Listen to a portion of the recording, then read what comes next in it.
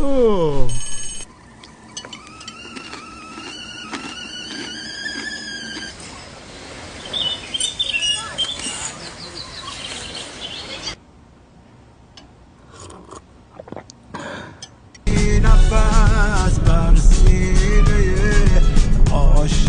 به نام خدا سلام عرض میکنم خدمت تیر هوایی داری یعنی خیلی خوبی؟ یعنی دیگه تیر هوایی یعنی کار خوب هم تیر هوایی داری. خب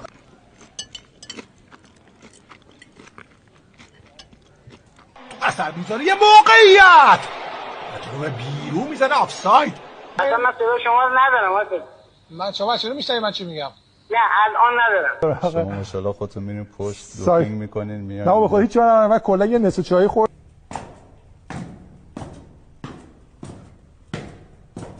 بازی یکیچه، گلر تیم باستونی 3-0.